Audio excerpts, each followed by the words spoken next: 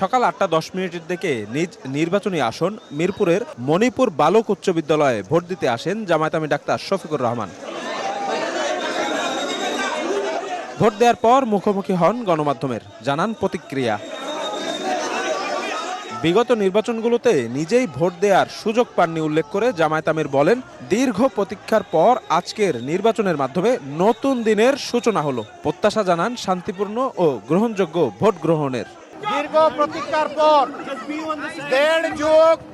দেড় মাস দেশবাসী কোনো ভোট দিতে পারে নাই, আমিও পারি নাই। 2014 সাল, 18 সাল, 24 সাল জেলেই ছিলাম, ভোট দেওয়ার সুযোগ হয় নাই।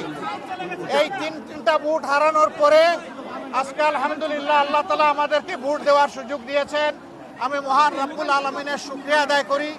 আল্লাহ তাআলা এই ভোটের মাধ্যমে বাংলাদেশে একটা নতুন অধ্যায়ের সূচনা করে দিন, সেটা দোয়া করি। যুব সমাজ যারা জীবনে একটা ভোটও দিতে পারে নাই, এই ভোটটা শান্তিপূর্ণ হোক, সুষ্ঠু হোক, সন্ত্রাস মুক্ত হোক, দখল মুক্ত হোক এবং সবার কাছে গ্রহণযোগ্য হোক, এটা আমরা দোয়া করি।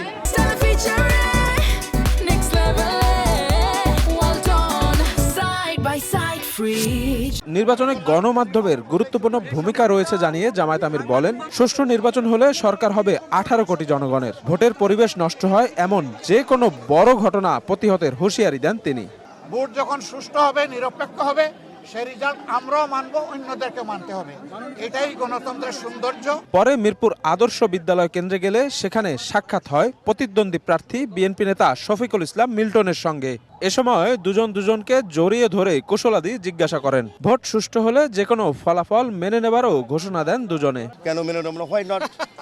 এটা তো আমরা বড় ভাই, ছোট ভাই, তাই না?